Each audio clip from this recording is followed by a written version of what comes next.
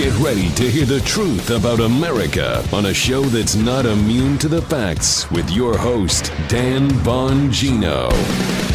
Flynn knew. Mike Flynn knew the whole time. It is now transparently obvious that he was targeted because he knew. What did he know? Don't go anywhere. I've got that. I've got new updates, disturbing updates on the Soviet-style police state we've morphed into practically overnight. I'm not going to let it happen. I'm going to do my best to stop it. Today's show brought to you by ExpressVPN.com. Your online data is yours. Protect it from prying eyes. Go to ExpressVPN.com/Bongino and get a VPN today. Don't wait.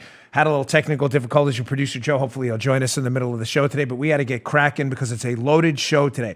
Like I said, I've got that. It's just the police state tyranny we've seemingly all been subjected to, and some have accepted overnight, is just grotesque. Let's get right to it, a loaded show. Today's show brought to you by our friends at Omax. Listen, living with chronic pain like I do is the worst. I have really bad arthritis. It stinks.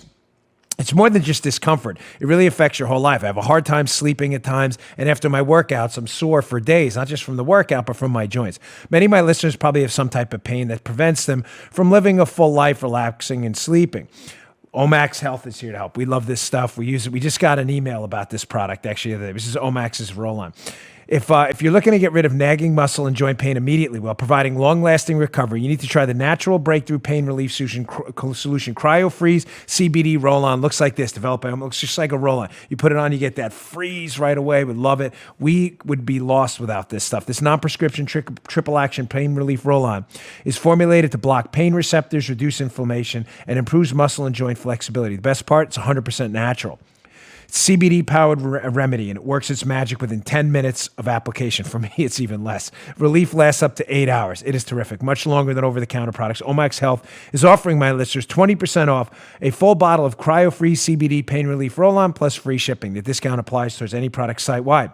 Just go to omaxhealth.com today and enter promo code Bongino, Bongino. That's Omax, OMAX health.com. Enter code Bongino to get 20% off site-wide. A lot of pro athletes use this for recovery. It's got 95% five-star reviews. I ordered it for my back and shoulder, and it really works. Simply roll it on where it hurts, and no messy creams or horrible fragrances, and the pain for me goes away in just minutes. Cryo-Freeze works within 10 minutes of application. Again, omaxhealth.com, and our promo code Bongino today for 20% off the site. Go check it out. This is great. All right, let's go. Ding, ding, ding. I'm giving my own bell in the absence of producer Joe's special bell. Let me get to this first because this is just disgusting, disturbing, and I'm having a difficult time digesting how overnight the Bill of Rights seems to be forfeited in the Constitution. Lawmakers who swore, by the way, to uphold the Constitution appear to believe that the Constitution was a suggestion. It isn't.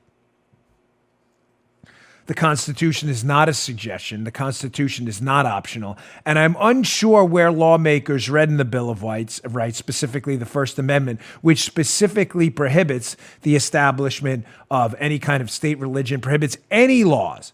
Congress shall establish no laws interfering with peaceful assembly, the freedom of speech, and the freedom of the press. I'm unsure where these state lawmakers miss that. What do you think? Because you're in the States, you're not subjected to the U.S. Constitution or the Bill of Rights? Is that what's going on?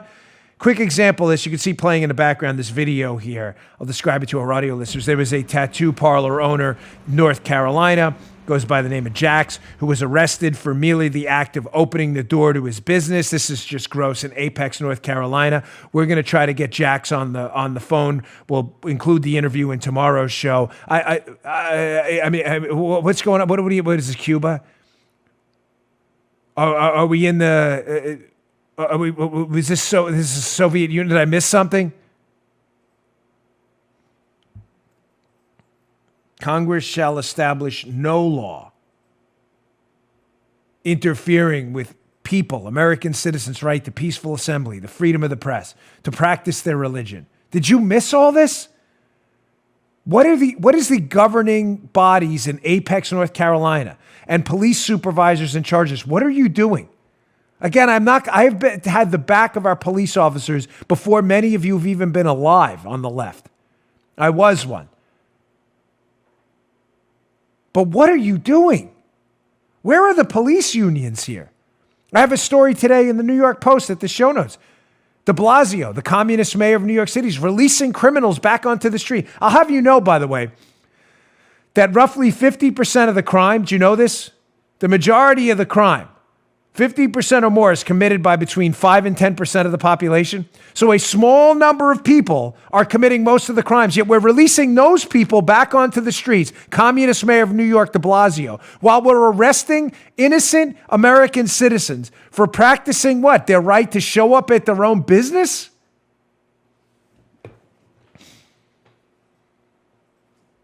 We're losing it, folks. We're losing it. I'm not going to let it happen. Listen, I got tattoos. Sorry, wrong arm. This tattoo, well, I do have one on this arm too, actually, up there. I got tattoos all over the place. Honestly, I got a really bad one on my chest or something right here. Right there. Yeah, you can see if you're watching the YouTube. What? I'm just showing my tattoos. I'm not like trying to do a Geraldo. I'm just showing you. I got that. I don't want a new tattoo, but I think I'm going to get one anyway from this tattoo shop owner in North Carolina. I'm not kidding. We'll have him on. I'm going to talk to him. I may just go up there and bring a few of my friends and get a tattoo to support this guy. I don't know him. I'm trying to support these folks, as many as I can. But this is a disgrace. Country's falling apart. What can we do? You need to talk to your police departments immediately. Your friends who are cops, your police officer friends who know people, your legislators. Where are the police unions on this? Why are officers being allowed to do this? Why are you doing it? Listen, I'm very sorry, but for the people involved, I know that I've got a lot of emails. I've received a ton of them from police officers who won't do this. I'm asking you a serious question here. Who told you just following orders was an excuse? It's not. You swore an oath. Did that not matter?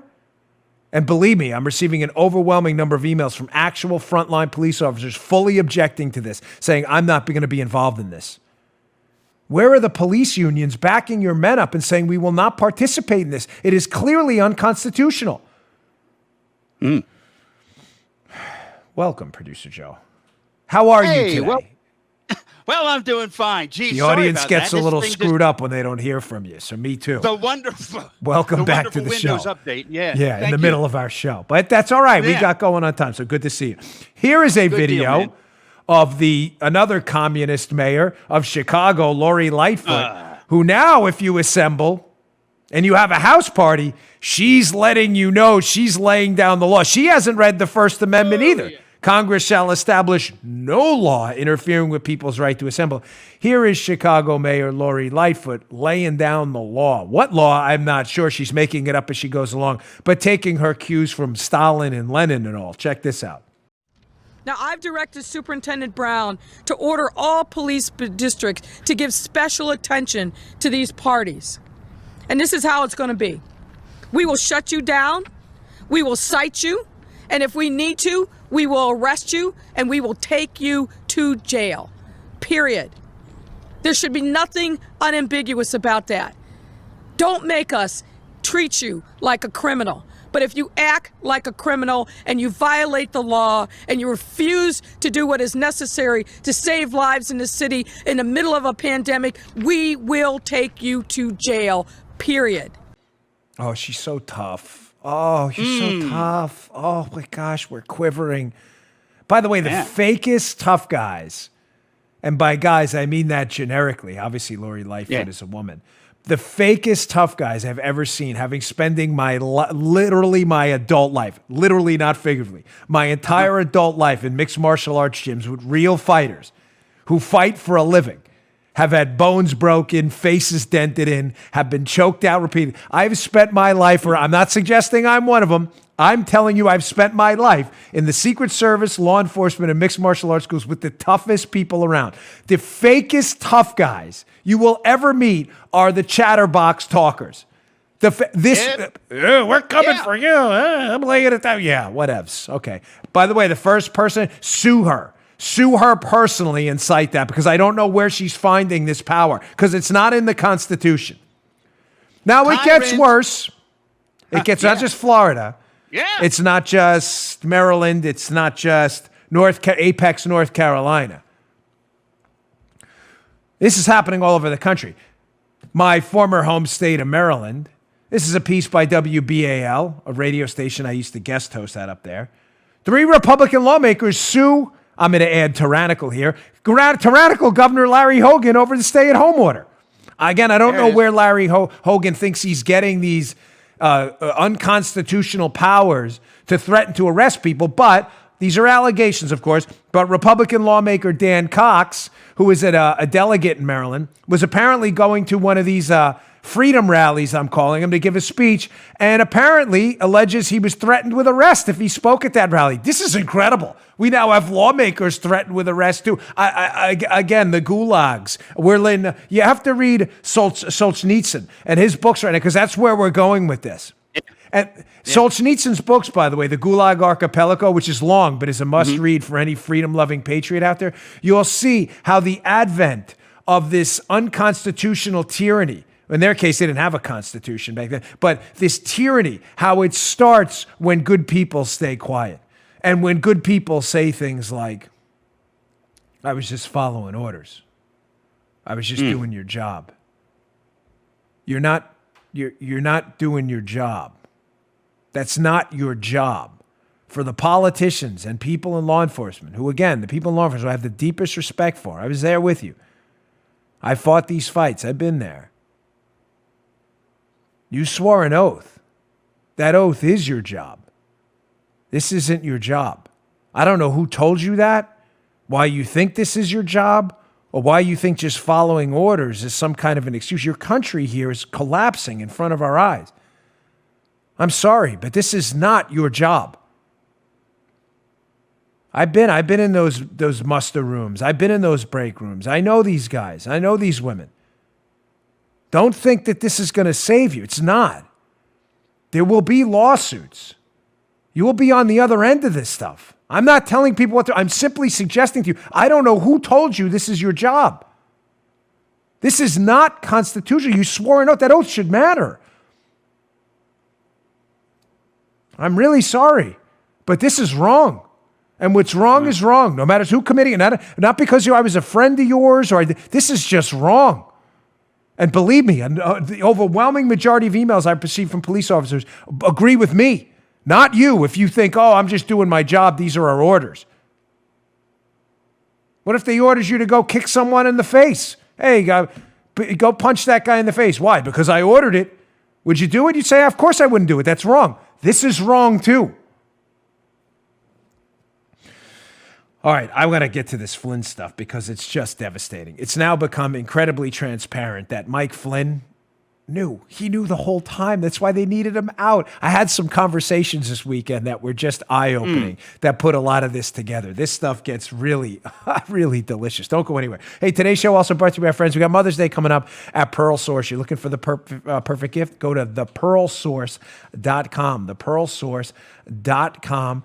/Dan and enter promo code Dan at checkout. You'll get 20% off your entire order. Jewelry is one of the most popular gifts you can get for Mother's Day, and it's good reason. Women love it. Men love to give jewelry. You can rarely go wrong, especially with pearls. The classics. There's nothing more classic than fine pearl jewelry. Doesn't need to break your budget either. You see that? Look at our YouTube. You can see I got special offers right now. The Pearl Source, you get the highest quality pearl jewelry at 70% off retail prices. Why? Because the Pearl Source cuts out the middleman by eliminating traditional 5 times markups by jewelry stores. You don't need that. They sell directly to you.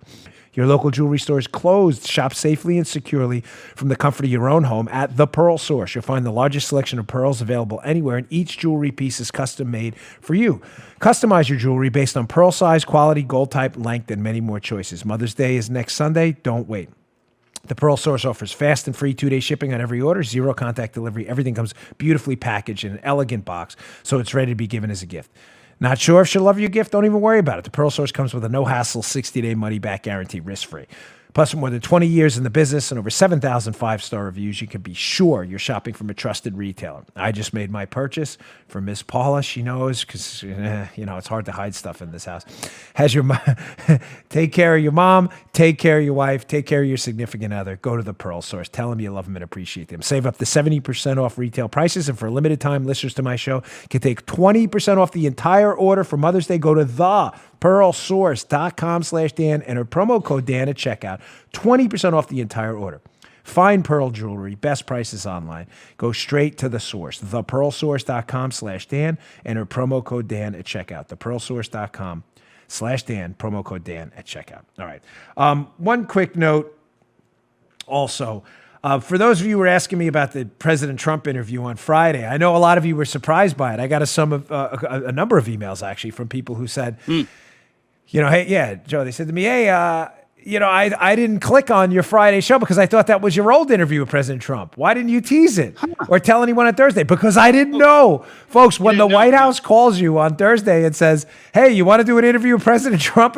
You don't say, no, hold on, I didn't tease it to my audience. That is a new interview on Friday. There are some gems in there. We talk about Biden. We talk about China. We talk about the economy, the debt. Now, the one criticism I received, which is fair, I put my email out there so you all can email me and I can read your feedback. Why didn't you ask this or why didn't you ask that? Folks, can I give you a little behind the scenes as to, and I say this with the greatest of respect, but it's the White House. They gave us generously 15 minutes in the middle of their workday on a Friday in the middle of a pandemic because of this large digital audience we have. They've always been great with new media, always, the White House. And I want to sincerely thank the White House and President Trump for doing it. The president stayed for 28 minutes, nearly double the time. Some of you said, why didn't you follow up on the national debt question? Folks, we had the Flynn thing. We had the Biden thing. We had the China thing. We had the comments the day before. I'm deeply sorry. I'm really sorry. I just want you to know I will try on the next interview to get those other questions in. It's not that I was disregarding it. It's not that I didn't want to follow up. We just didn't have the time. He was very generous with his time, and I really wanted to talk about Flynn too. So thank you for your feedback, though, sincerely. This show is for you, not for me. And I'm trying my best here, but they were generous enough to double the amount of time. I just can't get everything in. So that's the explanation as to why I didn't get to everything. But thank you for all the positive feedback, which was overwhelmingly positive. Fox used one of our cuts too. Yeah, right off the. Yeah, no, a couple people did. And we were all over the place. I saw that on Media Eyes, which is a website so I really appreciate it. All right, let's get to this Flynn stuff. Folks, Flynn knew everything. I've been saying this forever. General Mike Flynn, who was targeted by the Obama administration as far back as 2014, which I have to make a correction. I'm deeply sorry. Last week I said the Flynn dinner with Svetlana Lakova and over in the UK where they initially set him up with Halper. Halper wasn't at the dinner, but that's 2014. For some bizarre reason, I keep saying 2015. It's 2014. So thank you for that correction. It's important. But Flynn was a target of the Obama administration for a very long time. I described on Thursday's show of last week, I described why Flynn was a target. General Flynn spoke out about the Iran deal. He was Obama's director of the DIA, Defense Intelligence Agency. To have your own guy speak out about the dreadful Iran deal, put a target on his back. General Flynn was also speaking out about the horrible intelligence we were using on the battlefield and how battlefield intelligence was more important than DC intelligence. The DC swamp rats didn't like that. Flynn needed to go. He was a target from 2014 on. But when Flynn becomes a member of the Trump team and comes into office and starts asking questions, this is important, starts asking questions about the intelligence community he knows and has been embedded in himself and has a real problem with, how they came to their conclusions that President Trump was somehow colluding with the Russians. When Flynn starts asking questions, everybody panics, and it explains the beginning of January. It explains this timeline I'm going to lay out, which is devastating. Hat tip Jeff Carlson, Lee Smith, and others who helped me along with this as well, and Svetlana Lakova too. So, headline, keep this in mind the whole time. Mike Flynn was an intelligence professional and knew this thing against Trump was a hoax because he had already spoken out against some of the schemes and scams people in the intelligence community were pulling. Let's go to the videotape here and let's prove to you with the evidence that they needed Flynn out. First, here's the IG report. From the IG report, I believe it's page 118 or around there. Look at what happens on January 5th. Keep up this timeline. It's devastating. So put up the IG report. On January 5th, this isn't long, but it's important. They're talking about Jim Comey and Clapper. How on January 5th of 2017, Clapper NSA Director Rogers, Brennan, and Comey, they briefed the ICA, remember the 17 intelligence agencies report? They brief it to Obama. That's this infamous meeting Susan Rice later writes about on later in January, an email where she writes, oh no, the meeting was where Obama said do everything by the book. So on January 5th, they brief Obama about Obama's dossier, which says the Russians were trying to help Trump, which is fake. It goes on that on January 6th, they briefed President-elect Trump and his national security team about the same ICA. Comey then briefs about the dossier on this January 6th meeting as well, but he keeps Trump aside. He says, listen, you need to stay aside. I need to brief you about something. He tells him about the PP tape stuff in the dossier. This is where this gets really interesting. This is from the IG report. According to an email Comey sent to FBI officials the next day on January 7th, after he briefs Trump. January 5th, Comey briefs Obama. January 6th, he briefs Trump. January 7th, he sends this email. He mentions during the initial portion of the briefing of a piece of Steele's reporting. So he's briefing Trump on the dossier and he's emailing about it. He mentions that Russia had files of derogatory information on both Clinton and the president-elect, Trump. Listen to this gem. Comey's email stated that a member of Trump's national security team asked during the briefing whether the FBI was trying to dig into the subsources to get a better understanding of the situation. And Comey responded in the affirmative. Oh, yes. So, just to be clear, I know Joe is the audience referee. You're probably like, I don't get it. Yeah. Well, you'll get it soon. Yeah, so in January 5th, Comey and the national security team brief Obama on this fake, this nonsense intelligence community report that the Russians are trying to interfere with the election. Right. January 6th, Comey briefs the president-elect and his national security team about Russians having information on him in the dossier. He then pulls Trump aside, briefs him about the PP tape. The information then leaks to CNN, which is then used to launch a story at BuzzFeed about the dossier, which starts the whole Russia nonsense doubling down by the media. But there's a key line in there. Someone on Trump's national security team calls out Comey in that briefing and says, hey, Jimmy C, hey, did you check this information? Can you put that up again, by the way? Did you actually check this dossier and find out where they're getting it from? Now, ladies and gentlemen, let me read that line to you again. Did you, quote, try to dig into the subsources? A member of Trump's national security team asks Jim Comey.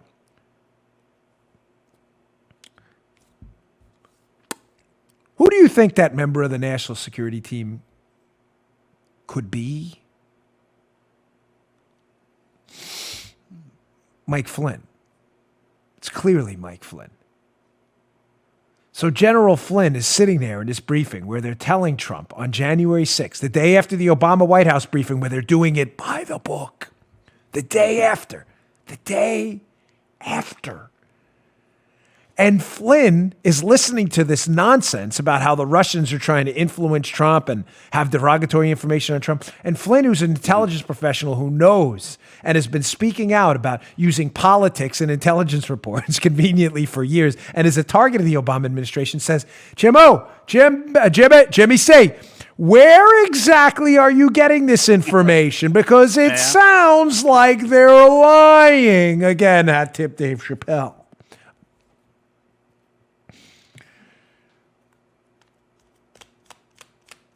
Interesting, isn't it? Interesting. Yes. Now, what's also interesting is this, you know what? I didn't put this up, Paul. I didn't brief you this, but I put a Sidney Powell thing. Sidney Powell in her legal filing, it says a Powell document. If you find it, throw it into YouTube. You can leave it up. But Sidney Powell, who's Mike Flynn's lawyer, in this filing, which is just amazing, in her legal filing, has this little gem embedded. Oh, look at you. My wife's amazing as a producer, isn't she? I didn't even tell her. I totally skipped over and she found it. Look at this. So Sidney Powell's legal filing, let me quote from it. She says, a letter delivered by the British embassy to Mike Flynn after Donald Trump's election and to the outgoing National Security Advisor, Susan Rice, In that letter, he apparently disavows former British Secret Service agent Christopher Steele, calling his credibility into question, and declares him untrustworthy. So, please tell me you're following, folks. Why was there a big old bullseye on Mike Flynn's melon? Yep. Because the Brits had sent him a letter saying Christopher Steele is full of manure. Mike Flynn is then getting this briefing with Jim Comey on January 6th. Susan Rice, by the way, did you catch that? Gets the letter too. So Susan Rice, Obama's national security advisor, remember, this is December when they're getting this, is probably going to Obama and going, hey, you know that dossier we've been using to spy on Trump? Yeah, that one. Even the Brits are telling us it's BS now. Uh-oh. We got a problem. But remember, they did everything by the book, according to Susan Rice's email to herself.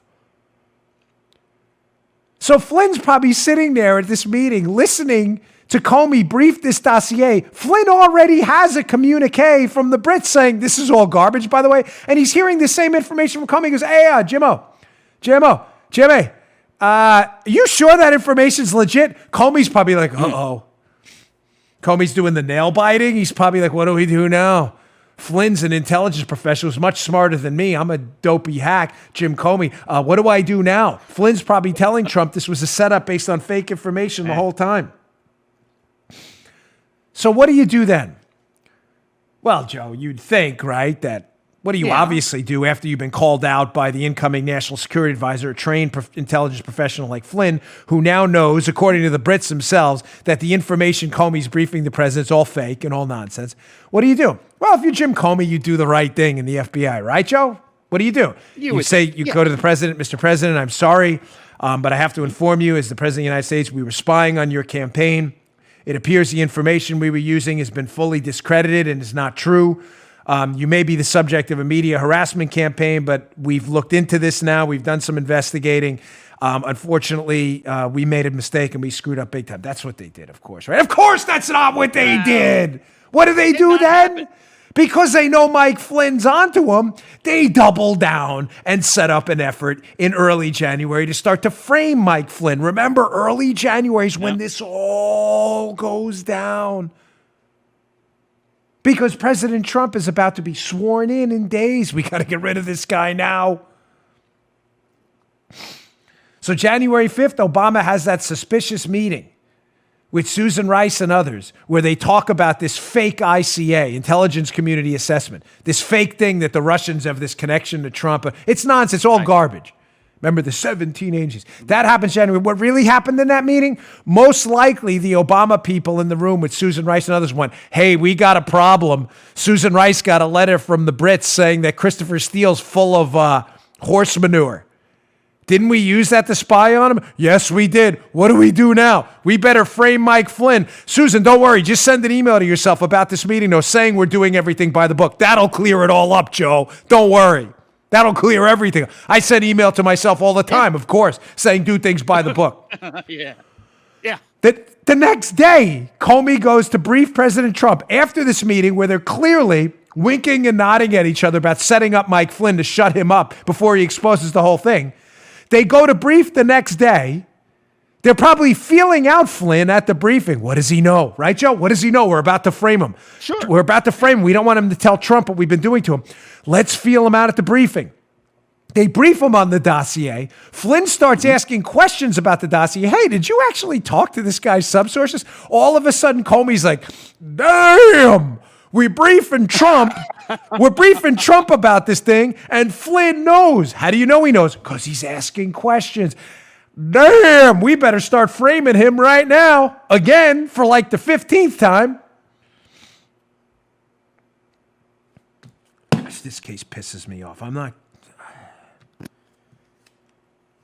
messing with you, man. I'm serious. Like, I mean, I'm being like sarcastic to try and take the edge off, but I'm not even kidding you. This case pisses me off like you wouldn't believe. It's disgusting. Yeah. Soviet-style freaking bull. So what else happens in early January? Remember the headline, Flynn's got a target on his back. They got to take him out. Stat. Let's look at this National Review piece. Kind of covered this last week, but it's worth readdressing again. National Review, Tobias, I always mispronounce your name. Tobias, we'll just leave it at that. The last name's a little beyond the scope of my pronunciation abilities. Forgive me. National Review, Christopher Steele admits records of dossier claims and interviews with his primary source were wiped out in early January of 2017. Whoa, what a coinky-dink.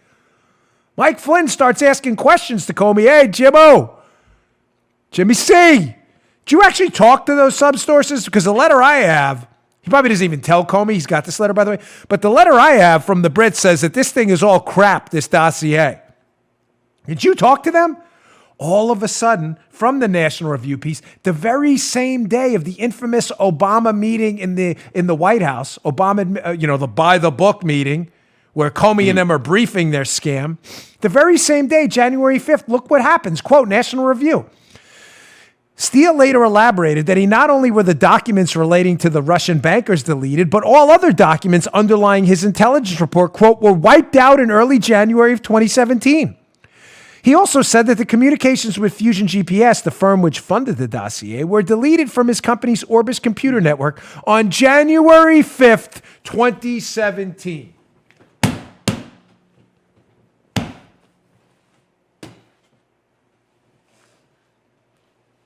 Put my feet up on the desk. You like those? You like these quads? Check those out. What? If you're missing the visuals, youtube.com/Bongino, you're missing a priceless video show. Paula's going, you know it's a good video show? When Paula's in the background losing her mind. She's falling off the chair right now, not laughing, begging me to stop the absurdities. I can't. On the same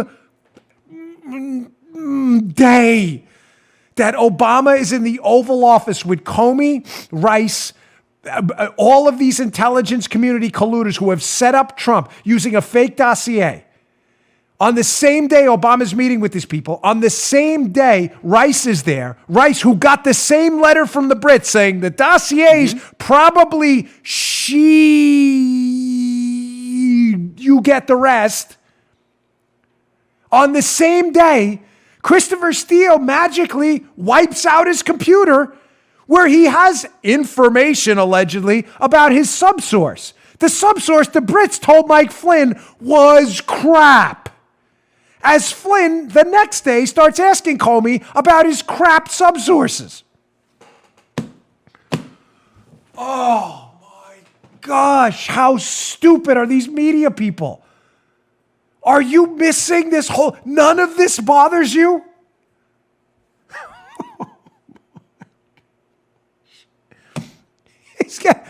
Listen to me. This gets worse. I need some Omax on my head right now. There you go. I'm putting the CBD Omax on my melon to reduce the swelling on my head because I can't believe how stupid our media is to ignore only the biggest story of the entire century. That a 2-star general who was President Trump's national security advisor was framed because he started asking questions about a source the FBI used to spy on the President of the United States and his campaign.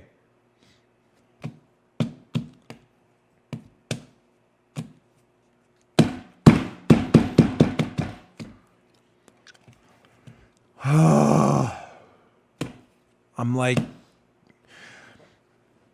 all right, let's go on. Let me try to get through this before I go into a full-blown Dan Bongino show meltdown. Shockingly, it gets worse. It always does.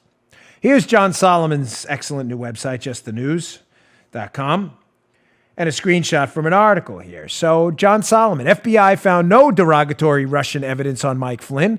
They planned to close the case before leaders intervened. Oh, really? When was that date? So just to be clear, the FBI did an exhaustive research file on Mike Flynn to try to prove he was colluding with the Russians. Found nothing. Zero. Nothing. No derogatory information. This is in their notes. And right as they're about to close it down on this very interesting date, from the Just the News piece. Someone intervenes and says, no, keep this open. What is that date?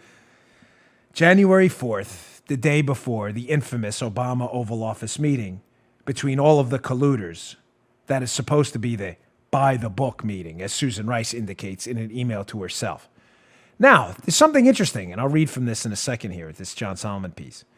There appears to be some disagreement. So on January 4th, Peter Strzok, who's they're investigating Flynn, wants to shut the case down.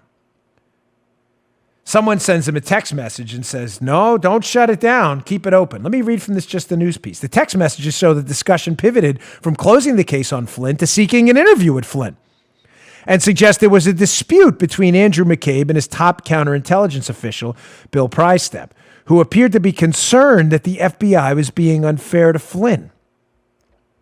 This is the text about Bill. It's a Strzok texting page. He was pretty adamant about what Andy said with regards to that. And he mentioned on Saturday he had several conversations with Andy. Bill sensed with it, that's typos there on him, and he wanted to know why he had to go aggressively doing these things openly. I worry Bill isn't getting the underlying distinction that I think is clear, but maybe I'm wrong.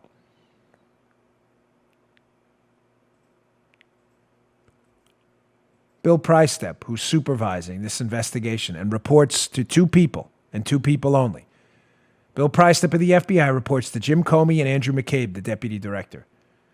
Apparently, Bill Prystep, who's supervising this in the FBI, is wondering openly in communications with his team, Joe, why the hell are we interviewing Mike Flynn? Close this out. Remember, it's Bill Prystep's notes where he asks, quote, what's our goal? To get him to lie? Mm-hmm. Right. Ladies and gentlemen, I'm not patting Bill Prystep on the back. Why he wasn't a whistleblower earlier, I'll never know. He clearly knew something was wrong. And shame on him for not speaking out earlier. But you ever ask yourself, out of all of the people who were let go, fired, or being investigated in this case, Lisa Page, Peter Strzok, James Baker, and others, Comey, why was Bill Prystep the only one who wasn't fired? Let me ask you an easier question. It's not really a question, but could be. I'm just trying to probe your mind here. You think Bill Prystep may have flipped and been a source for the government at some point here? I'm just saying, folks. Mm-hmm. Hat tip, my friend 279. A lot of this stuff that recently turned up in Sidney Powell's request for evidence against Flynn, remember the notes we discussed last week? These just surfaced. The notes, what's our goal to get Flynn to lie? Yeah. Those notes in a case file are typically buried real deep. Nobody reads those. Is it just possible, I'm asking, that Bill Prystep may have known about those notes and that he wrote those notes to cover his own caboose, if you know what I mean?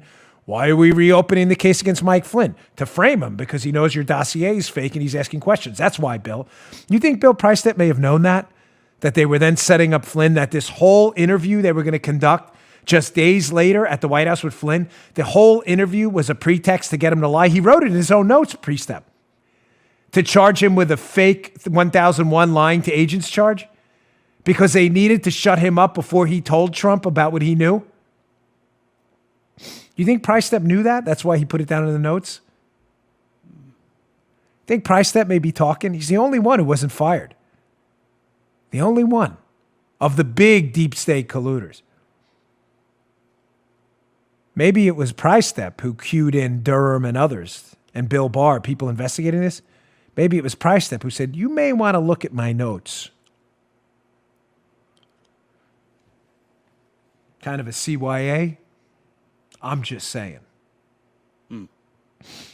Now, so we covered, but I got a lot of other stuff to get to, including some media madness. We don't want to go. So I want to wrap this up, this segment on Flynn. But just quickly, let's just recap where we were because there's a part 3 to this.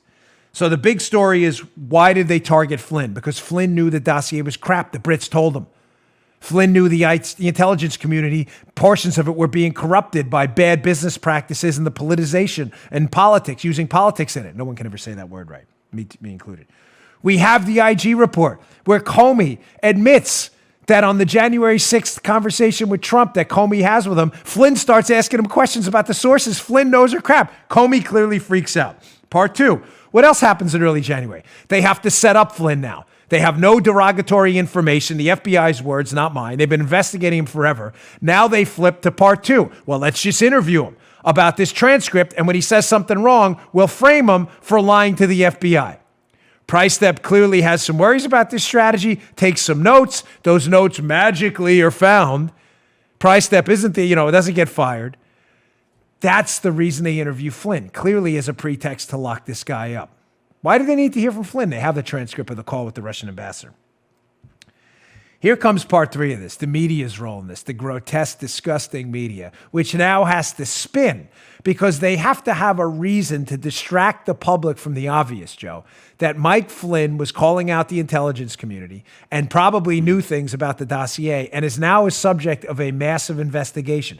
So the media, the useful idiots they are, have to be incorporated into the story, and the intelligence community deep staters looking to take out Flynn have to start spinning a narrative that Flynn may be the subject or the active participant in a Russian disinformation campaign. I'm going to get to the third part of that in a second. Let me read my last spot because this is important.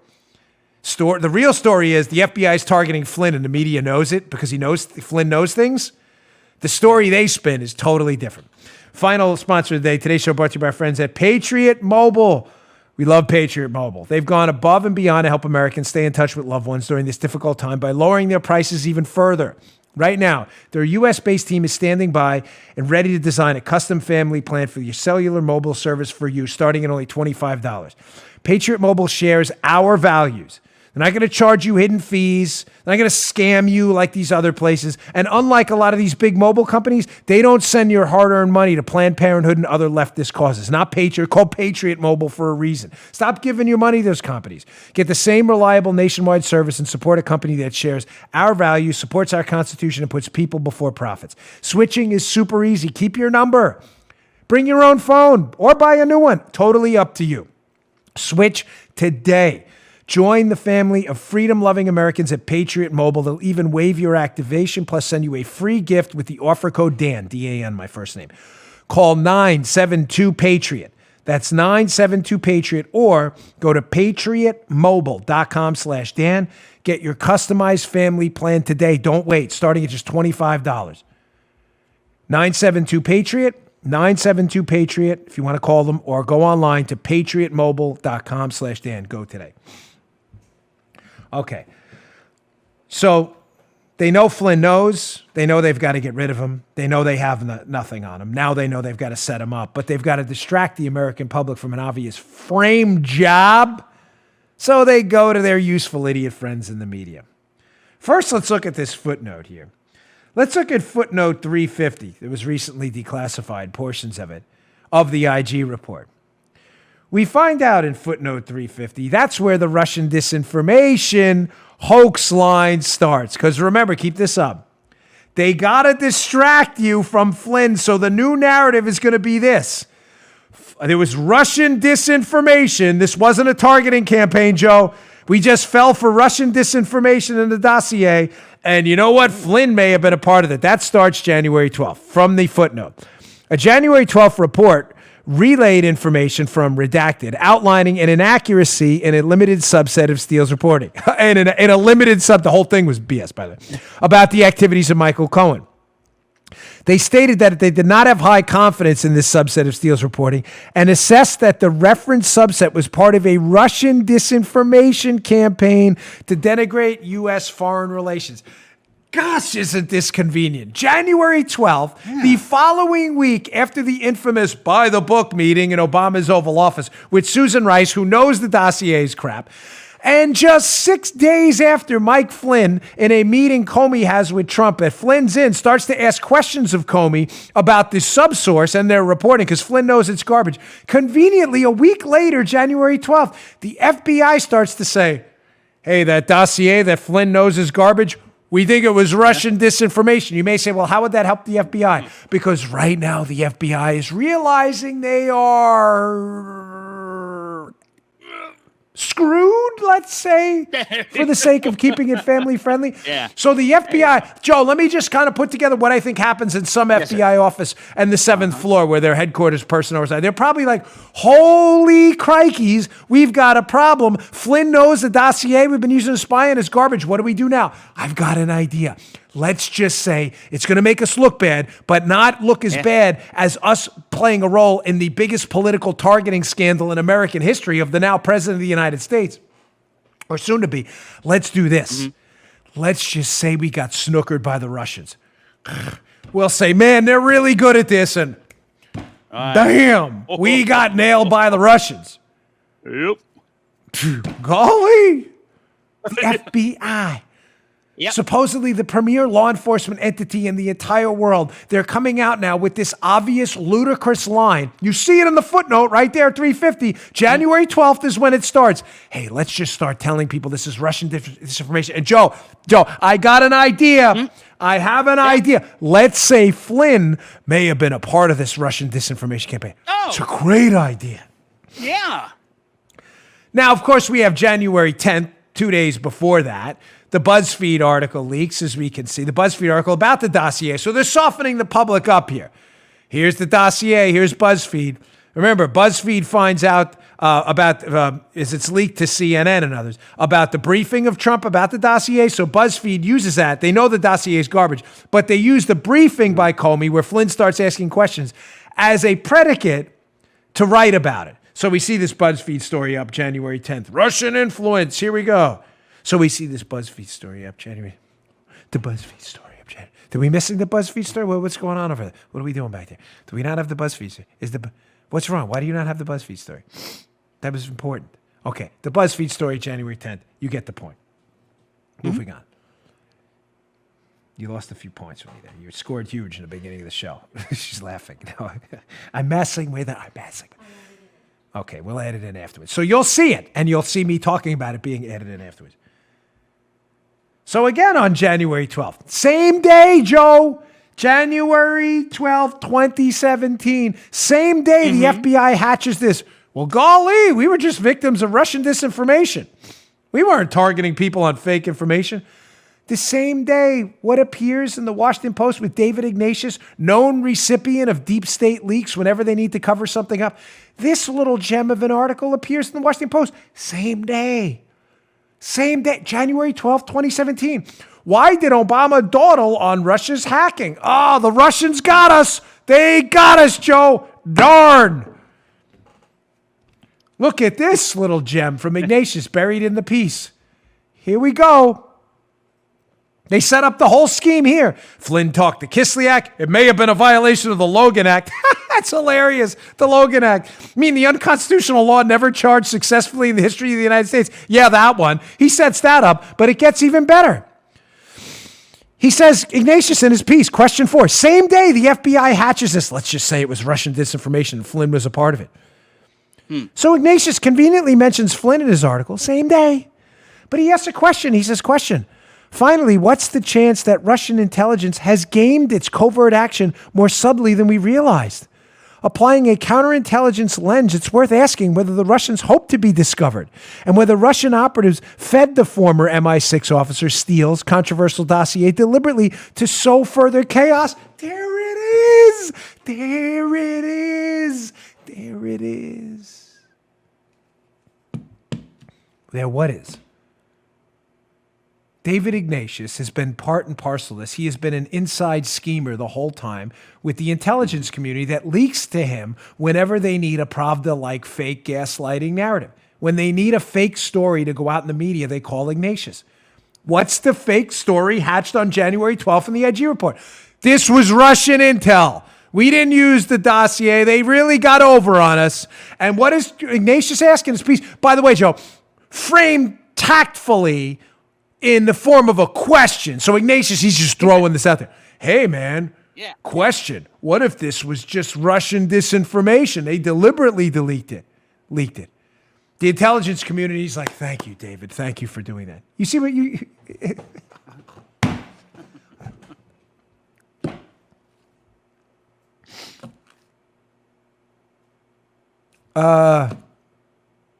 Same day.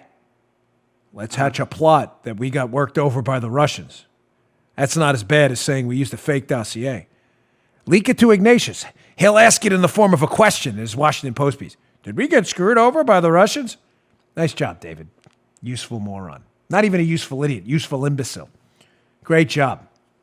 Let me ask you a question, David. Are you really this dumb? There's my question. Question about David Ignatius. Dan Bongino, Bongino.com headline. Is David Ignatius really this dumb? Answer, of course he is. So January 12th, when they hatched this plot to blame Flynn as part of because he's a Russian tool and he's part of this Russian disinformation campaign, but that's going to be their whole narrative now because they got to distract you from framing him. Mm-hmm. Something else happens on January 12th. They look at this gem. Again, hat tip to Jeff Carlson and Lee Smith for prodding me along these lines. I work all the time now in preparation for this show. I got this on Friday. Jeff Carlson at the Epoch Times in a piece in August of 2018. Be in the show notes. Read it. Read it, please. Bongino.com/newsletter. Open my email and read this piece. It says, the Jeff Carlson piece I talked about in the show. Mm-hmm. The case of Adam Lovinger, how security clearances of Trump officials are politicized. What? What the heck does this have to do with framing Mike Flynn and trying to use the Washington Post to paint a narrative that this was all Russian disinfo? And by the way, Flynn's got shady ties to the Russians too. What is Adam Lovinger? Who the heck is that? What does that have to do with anything? Well, let's go to Carlson's piece and I'll tell you exactly what it has to do with it. On January 12th, 2017, no, Joe, that can't be. You mean the same day the Bureau hatches this plot to say the Russians really got us? Same day, buddy. Same day. On January 12th, Lovinger is invited by Mike Flynn, this guy Adam Lovinger, is invited by General Flynn to serve as a senior director on the Security Council. On that same day, James Baker, where did we hear that name? James Baker, you mean the head of the Office of Net Assessments at the Pentagon, who is paying Stefan Halper, the guy who alleges to be spying on Mike Flynn, that guy? Yes, James Baker, back to the piece. That same James Baker, the guy who's managing the contract, some of them, that are paying a spy who is openly communicating to the FBI about Mike Flynn. Go back to the piece. So this guy, Lovinger, James Baker files 4 separate charges against Lovinger. I still haven't told you what Lovinger's done. These counts include an unauthorized trip to Israel and other nonsense stuff. Follow me. This sounds complicated. It's not at all. So this guy, Lovinger, who's friendly with Flynn and is invited to the National Security Council. Flynn's the National Security Advisor. Mm-hmm. This guy, Lovinger, was a whistleblower. This guy, Lovinger, was questioning contracts where they were paying Stefan Halper, the same guy lying about Mike Flynn. Halper. Oh, I'll give you the lie in a minute. So Lovinger's a whistleblower and says, hey, we're paying a guy to spy on the general the same day they hatched the Russian disinformation plot in the middle of the framing operation on Mike Flynn. This guy who blows the whistle and says, hey, we got a problem. We're paying a guy to spy on U.S. citizens like Flynn. He blows the whistle on it. The same day he has ethics charges filed against him by the guy managing the department that's paying Stefan Halper. You don't believe me? Here's the Washington Times. This gets even better. The great Rowan Scarborough. This article's in the show notes too. August of 2019, exclusive. Probe clears pro-Trump Pentagon analyst Lovinger, but the report was withheld from his defense team. What the hell? Yes, this is in fact the Soviet Union we are morphing into rather quickly. I'm not messing with you. Lovinger. Hey, we got a problem. We're paying people to spy on Flynn. He's friends with Flynn, Lovinger. Lovinger then gets investigated. Lovinger's cleared, but conveniently, when Lovinger's cleared for doing nothing wrong, even the report that clears him screws it up. Listen to this from the Washington Times. The NCIS report said an analysis of the hard drive on Mr. Lovinger's computer, quote, did not yield any classified or sensitive information. So remember, Lovinger's being investigated now. He's really being investigated because he's a whistleblower, blowing the whistle on what's happening to Flynn. They investigate Lovinger, Joe, and they keep this up because this is important. The investigation finds, Lovinger didn't have any classified information on, he didn't break any rules. Yet in the declassified version of the report, the word not is missing. Lovinger did not break the law and did not have any classified information. In the declassified version of the report, they delete the word not to say he did have classified information on his computer. Oh, man.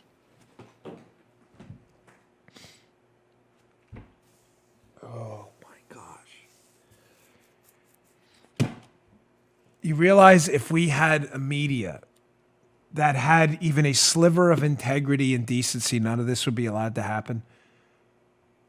Guy blows the whistle on Halper's contracts. Halper, who's spying on Flynn and feeding the FBI information about Flynn. The whistleblower gets targeted by the guy Baker running the department paying Halper.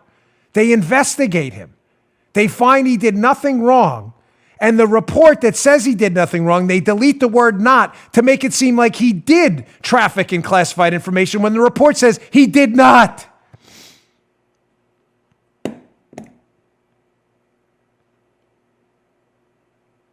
Where's that Russian Soviet? Here we go. The media, the Pravda media, right? Hold on, sing it.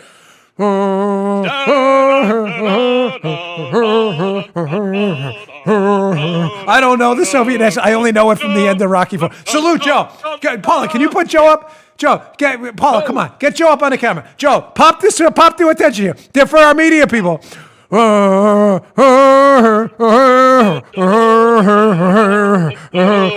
is what we're full Pravda now. What is that, dude? We're full Pravda. I mean, this is unbelievable. It's right here. The evidence is right in front of you. Now, you may say to yourself, let me just, hold on, as I'm crying here. I hear you. Again, I know you shouldn't laugh at your own jokes, but the media is a joke. So are these deep state corruptocrats. Why is Lovinger probably blowing the whistle on Halper and saying, hey, why are we paying this guy Halper to spy on folks? Well, let me go to this government document about the FBI's communications with Halper. So remember, on August 10th of 2017, the FBI opens cases on Carter Page, George Papadopoulos, and Paul Manafort, but not on Mike Flynn. Well, what happens magically, of course, on August 11th? Someone gets wind. What do you mean you're not opening up a case on Mike Flynn? You better open up a case.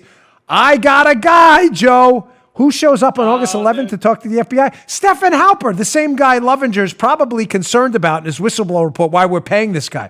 And what is Halper?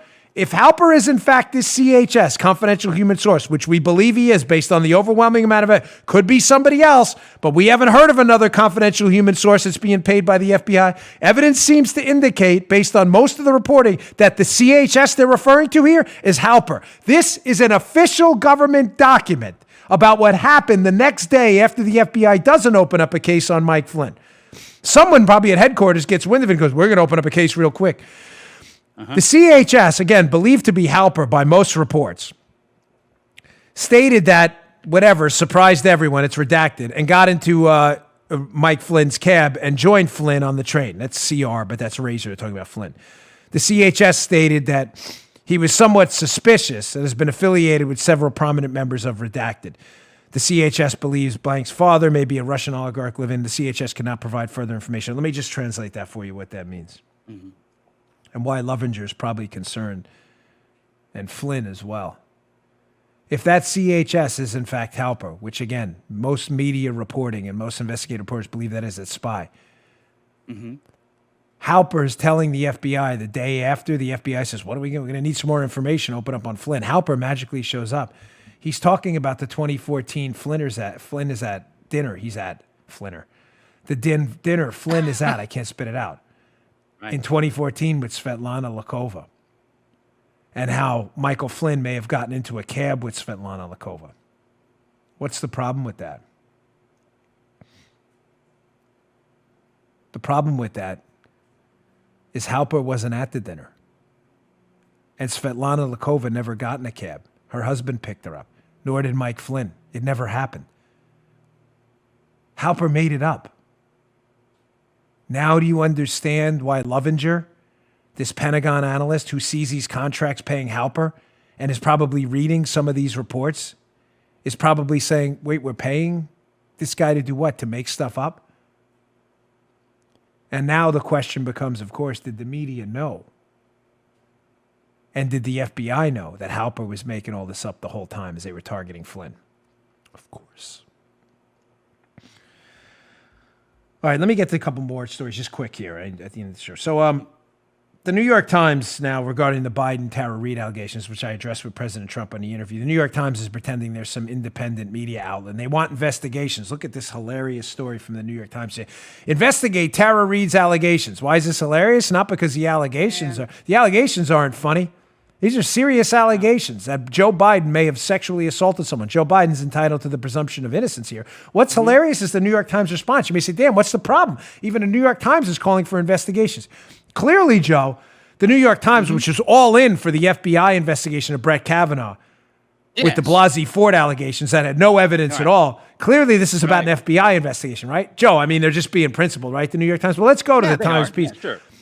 So they want the FBI should move to investigate the matter swiftly and thoroughly with the full cooperation of the Biden campaign. No, that's not what that says. I'm kidding. Here's the actual quote from the New York Times. The Democratic National Committee should move to investigate the matter swiftly and thoroughly with the full cooperation of the Biden campaign. So just to be clear, when they're baseless, evidence-free allegations against someone associated with a Republican, like now Supreme Court Justice Brett Kavanaugh, the FBI should get involved and investigate those fully. But when it's Joe Biden's campaign, the investigation should be conducted by the DNC, led by this hack, Tom Perez, if you look at this video, and the Biden campaign. Don't get the FBI or anyone else involved. They may actually discover something. This is, by the way, the head of the DNC. Here's his response to this with, I believe, Martha Raddatz. Check this out. But why not just search Tara Reade in those documents? This is like the Hillary emails, because there was nothing there. And the reason is, if I'm going, I worked on the Senate Judiciary Committee in 1995. The ranking member was Joe Biden. I wasn't working for Joe Biden. I was working for Senator Kennedy. If you want to see my personnel records, you don't go to the Kennedy Institute. That's not where they go. And so when you ask the University of Delaware to take a look at something, you're asking them to look for something that doesn't exist. And the fact of the matter is that the president of the United States, the former president, Barack Obama, conducted an exhaustive search. And that was 2008. Open book. There's the head of the DNC. Now you see why the New York Times wants the DNC to investigate, because Tom Perez, the head of the DNC, is already saying, no, we don't need to go to the University of Delaware where Miss Reed's allegations may be. We may get a whole... No, we don't need to do that. Don't worry. Good job, New York Times. Journalism at its finest. But again, New York Times, while you're doing that, recommending the DNC investigate its own people and the FBI investigate everyone else, don't ask the FBI to actually investigate their own malfeasance in the setting up of Mike Flynn because he knew what was happening the whole time. Don't you worry about that. Disgusting. What a rag. Pathetic. All right, today's show was animated. I'm sorry, but I was a little excited about that story. Don't miss tomorrow's show. I got a lot more, including how we are claiming to do things in the name of public health while we're starving people and destroying our hospital capacity. Yeah, that's going to require its whole section tomorrow.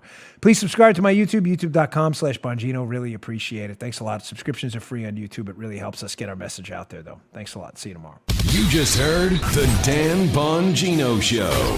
You can also get Dan's podcasts on iTunes or SoundCloud.